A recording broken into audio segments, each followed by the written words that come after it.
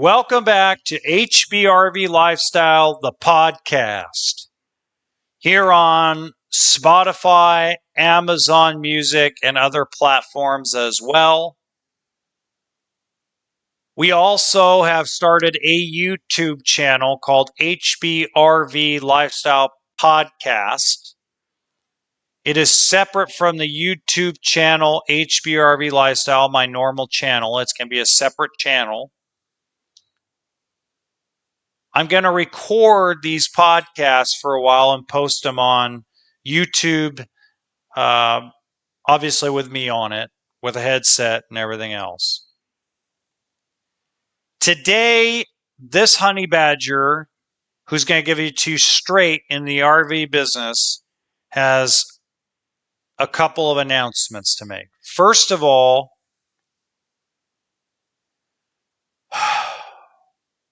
with a very heavy heart, I am leaving the RV retail business and I'm heading to the factory side of the business as a factory sales rep for the West Coast. My territory is going to be Oregon, Washington, California, Nevada, Arizona, Colorado, Utah, New Mexico, British Columbia, Saskatchewan, and Alberta. So 9 states and 3 provinces. Now, most of you are probably wondering why I'm doing that. Well, I'm here to announce who my former employer is about to be, and that's Camping World of Vacaville, California. Camping World has always been a sore subject amongst not only consumers, but also RV people in general. When I told a lot of people I know in the RV business, in the retail side, from guys that I've sold with, guys that I've been managers with, the people I've done finance with, every hat I've worn at an RV dealership, when I told them that I was going to accept a job as a sales manager at Camping World, they all thought I was an idiot. Well, I'm here to tell you that that is not the case and not the reason why I'm leaving. I'm leaving Camping World and the RV retail business because what I haven't discussed prior that nobody knows about, but I'm willing to share here, not only on the podcast, but also on the YouTube channel, is that my dream job was to be a factory sales rep selling to dealers. A friend of mine named Ryan Scott, and another friend of mine named Archie Rodriguez, have kept me going down that dream. It's been something I've hunted for since late 2017. We're in mid 2022, so almost 5 years I have chased this job. Now, I stopped looking right before the COVID lockdowns because I found out it's a very difficult job to break into. It's a difficult career to break into. I don't know the right people. I know a lot of the reps. I know a lot of the players, but I'm not in Indiana. I'm in California.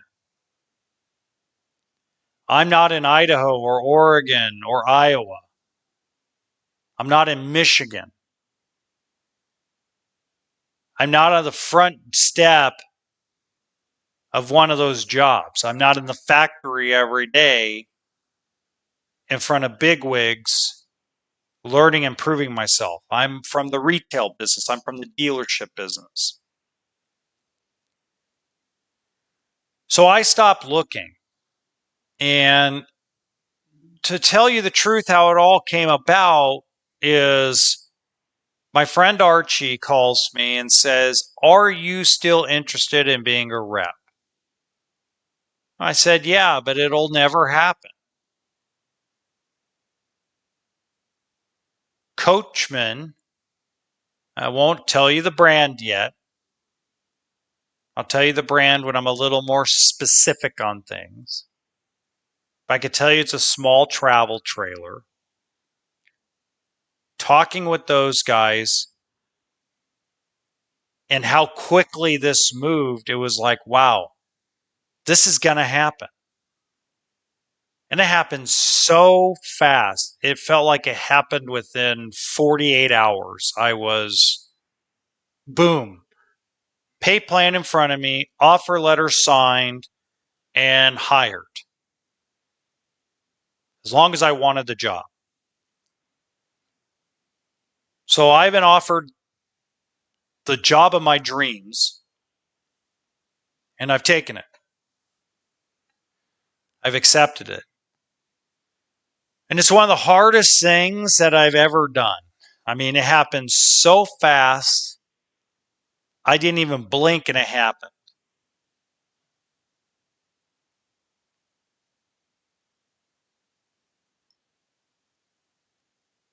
God, it had to have been less than 48 hours. It's crazy.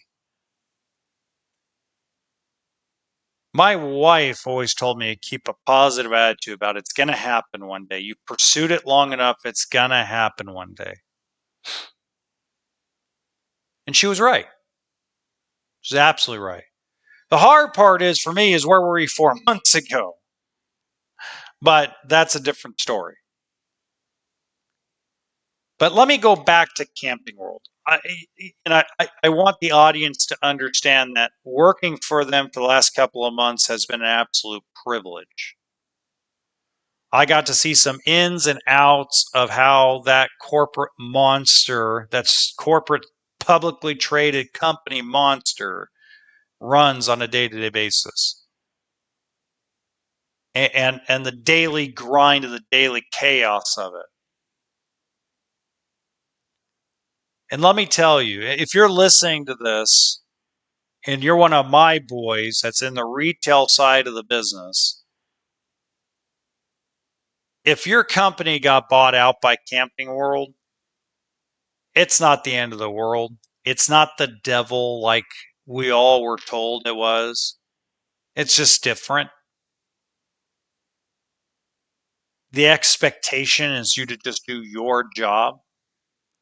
The expectation is that you uphold to certain standards when it comes to your language, the way you treat people, the way you talk to customers. You're held accountable if you do something stupid. Now, when I was with Giant RV, loved working for Giant RV because I got to be the badger. I got to be the honey badger. I'd give them some fake name. So if they called into the dealer hotline to complain about me, they go, "Oh, we don't have anybody that works here by that name." Especially if they piss me off. I was young and dumb. Can't do that with Camping World. The other thing that you really got to look at is they look at things differently. They don't put trade-in values in the hands of a manager. They give you a guideline from corporate. It's an amazing process. I can't go into detail about it, but at first you're thrown off because you're used to basically being in control of everything. And then you realize when you let go of a little bit of control, that the process kind of takes care of itself because the company will always do the right thing for the shareholders and will do the right thing by you and the rest of the employees. But it's not easy, especially if you're used to making silly money on 100% commission. It's a different type of pay plan. So I have nothing but great things to say about Camping World and working for Camping World. At first, I thought when I first went there, I'm like, Just get through 10 years. Just get through it. And then, like, it grew on me. Like, okay, yeah, there's some things I don't agree with, but for the most part, when all the pieces of the puzzle are moving the right way, it's actually a wonderful place to work, especially the Vacaville store. You have a lot of people there that have worked 10 plus years at that store and never left.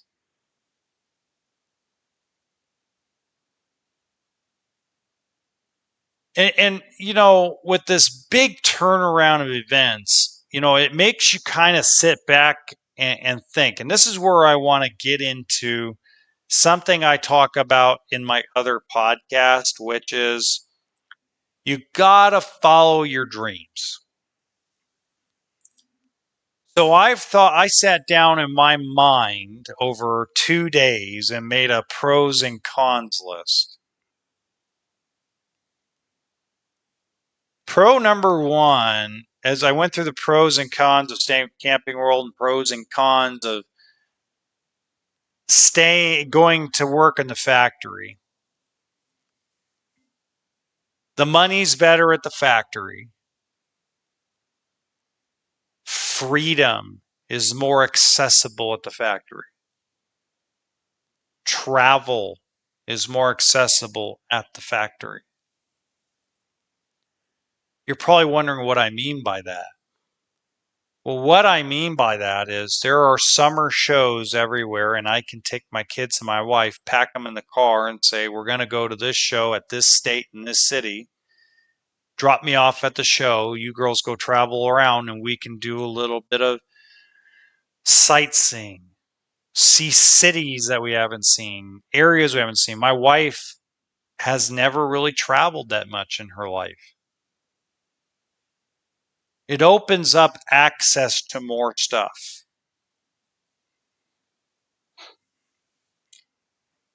And the hardest part is when, you know, I got to give the general manager of that store a lot of credit. He made me really think about it because I got to give Phil a lot of credit. Phil is a very good man and a very good manager and a very good manager of people. And the one thing he had got me thinking about was, what if I could get you some more money? What if I could get you that freedom to be able to spend more time with your kids? What if I could? What if I could? Great sales pitch.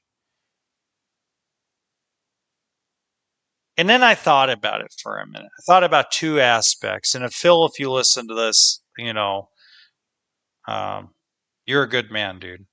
You're really a good guy. And, you know, you almost had me. You almost did. You almost had me. But then something came back to my mind. The first thing that came to my mind, and I told him this, was my father. My father was a very regretful man. Died at the age of 42 of cancer. Within 5 months of being diagnosed with cancer, he died. Now, when I was 18 years old when he passed away. I was actually on my way into the military at that time. I had torn my knee up so bad I couldn't play college football like I wanted to. I couldn't play for Arizona State like my scholarship was lined up to do. Baseball was out because I lost all my power in my fastball when I tore up my knee because all my power was in my legs. It wasn't in my arm. I didn't have a talented arm. I was throwing 92 to 94 miles an hour and it was all in my legs, all in the push off.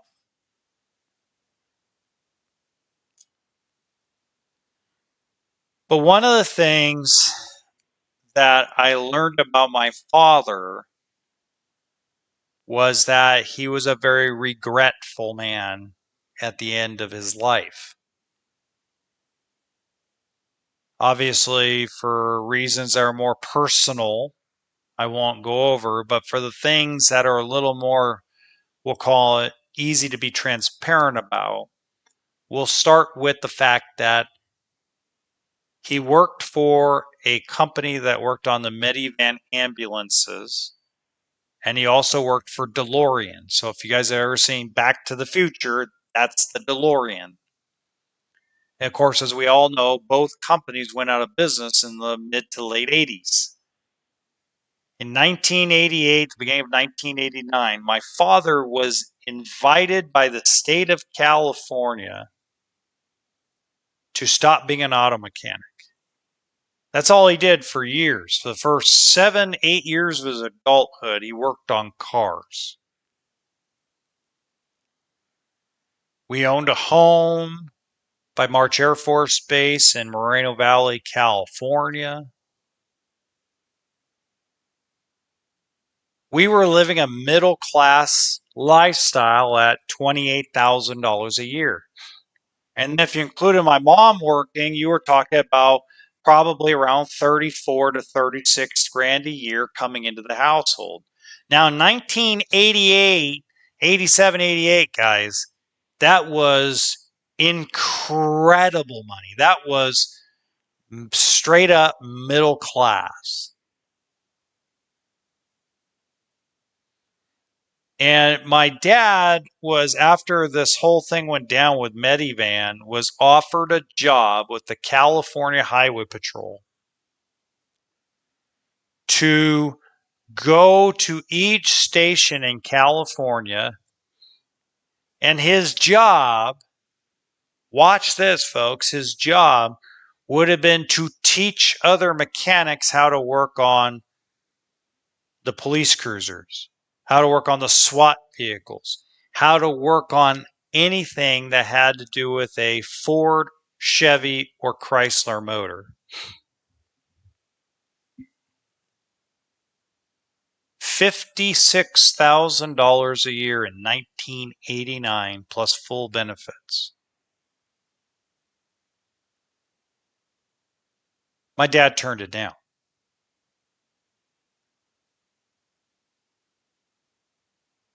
He told my mother that his dream, even though it has a dream come true type of job for him, he'd rather open up his own shop. So my mom supported him in all this. The end of the story is he never opens up his own shop.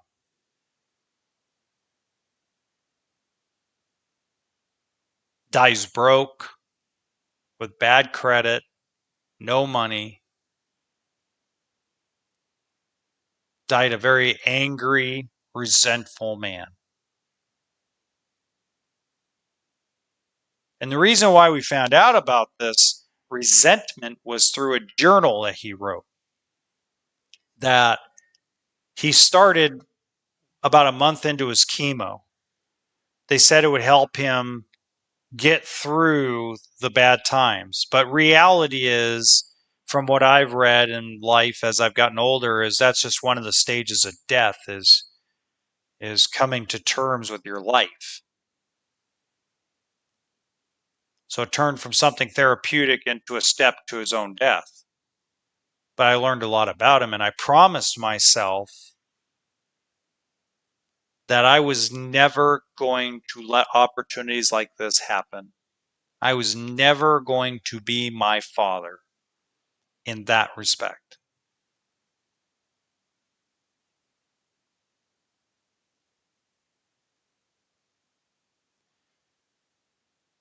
So at the end of the day, yeah, the money's a lot better. And yes, I'm chasing money as well as anything.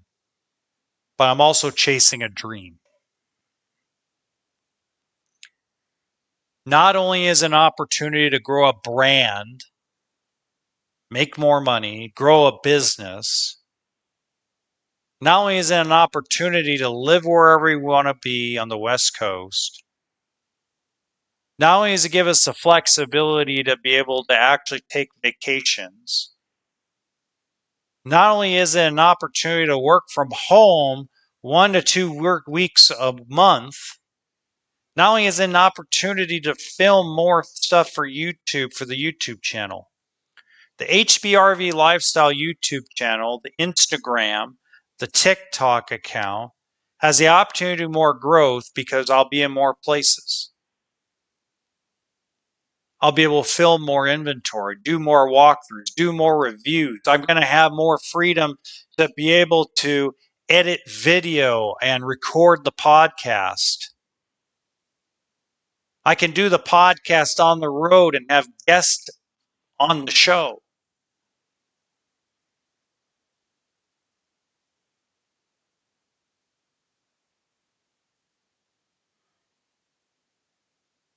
There's too much opportunity to go back.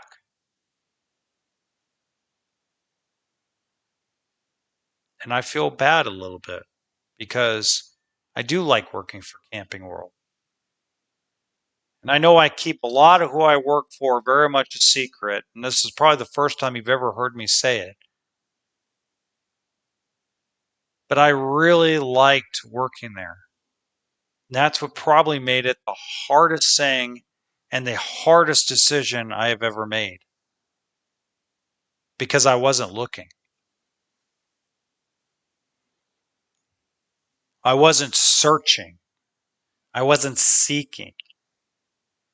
All I did was allow an opportunity to present itself because I was open-minded about it. And I took it.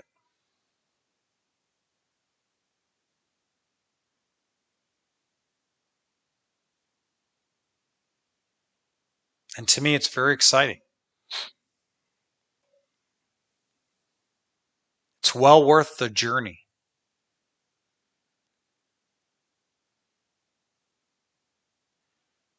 And what I'm going to leave you with is if I can follow my dream, you can follow yours. If your goal and dream is to own an RV and go camping, stop waiting. Stop procrastinating. Make it happen. We only have one life to live in this world. It's time to start living it.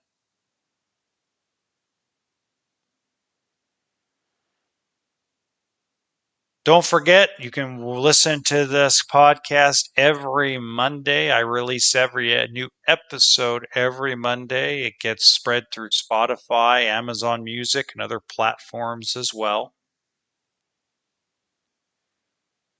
Apple, I believe, is about to have it on their site. We also are recording for the new YouTube channel. It's HBRV Lifestyle Podcast is the channel name. I just started rebuilding it. Very exciting. And then if you want to see my normal YouTube channel, of course, it's the same name as this podcast, HBRV Lifestyle, but instead it just doesn't have the podcast in it. You'll see my ugly mug in all the thumbnails. I do everything from walkthrough videos to finance videos to everything that has news related with the RV business. The other good news about this new job is that I'm still going to be able to keep up with everything and actually have more and better information about the RV business. Rather than getting a second hand or third or fourth hand, I can probably get it first or second hand now and pass that information on to you. Because as you guys know, if you guys are becoming fans of this podcast, fans of me, fans of my channel, fans of my social media, there's a reason why they call me the honey badger. And it isn't because I don't care. It's because I don't care about you or don't care about the businesses. I don't care about boundaries. They pretend there's this big wall between the RV retail business and the consumer. I'm breaking down that wall to give more transparency. I'm unbearing and breaking down that wall because I want to give it to you straight. Because if I give it to you straight, you're going to be happier at the end of the day because you're going to feel like you're getting screwed over. And number two, the dealer's going to end up happy. They won't end up happy right now, but they're going to figure out later, holy crap, I'm making more money. You make more money in the RV business when you're not playing games and when you're being honest with people. Game playing and not disclosing things does not help you make more money. It just pisses people off.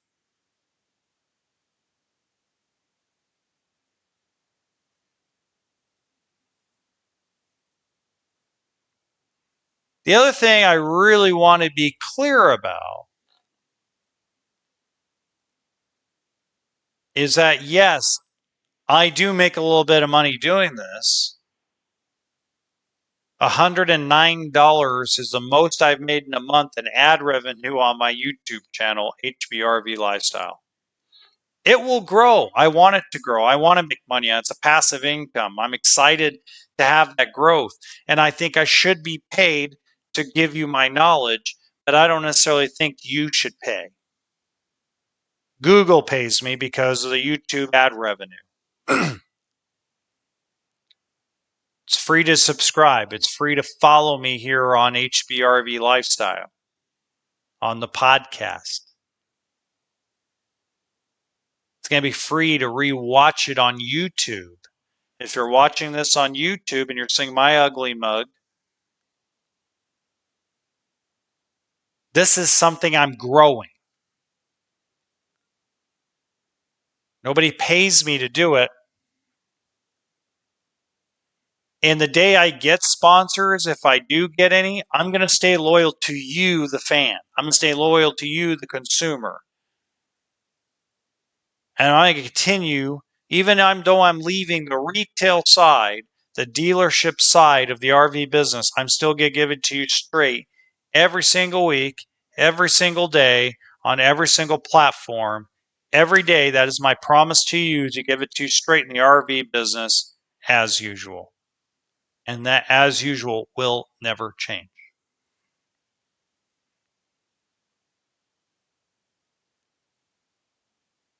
Now, hopefully, pretty soon here in the next 14 days, I'll be in Indiana. Maybe I'll do a little filming out there. Maybe I'm going to do the podcast out there. I know that much. I'm going to record the podcast in the hotel room or the Airbnb or wherever they set me up at. And I think at the end of the day, it's going to be a lot of fun. I think it's a challenge to grow a territory, maintain a territory, and grow a brand. And grow a brand of a small travel trailer that's evolving itself into what the current market, the current down market needs right now. It needs a cheap trailer, a cheap camping trailer that doesn't feel cheap. It needs a company and a brand and a factory in White Pigeon, Michigan, that's goal at the end of the day is to take care of the customer, because they know and I know and dealers know that you have to take care of the customer for them to want to buy another product from you. It's called customer retention. And the new service side that they're goal implementing on, which I'll expand on as I learn more, is going to make this business and that brand be the premier brand in travel trailers across the United States. Do not be surprised if it's by the time I'm done with it, by the time the dealers are done with it, and by the time my bosses are done with it, that this isn't the best brand of travel trailer on the customer service side of things in the industry. I believe in these guys.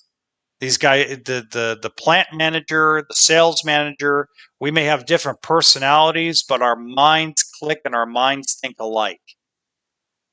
And that's the other thing that's so hard to find, guys. It's the one thing that I'm so excited about is I have a group of guys, a group of people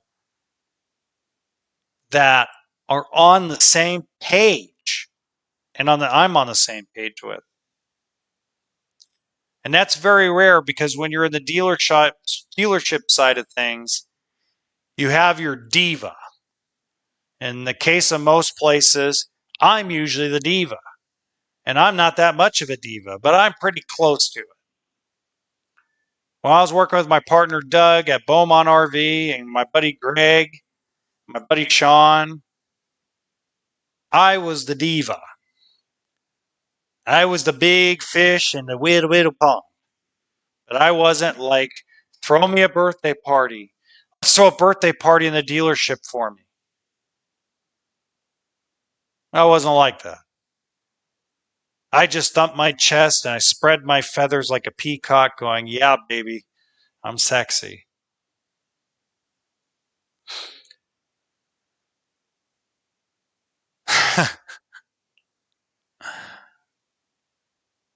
Anyway, next week I'll be releasing episode number 5, and I'll update you guys. Until then, stay cool. It's hot as can be in most places in the country. I've been sweating feel like I've been in a bloody furnace and oven the last couple of days up here in Northern California. And just follow your dreams, guys, and have a really good week.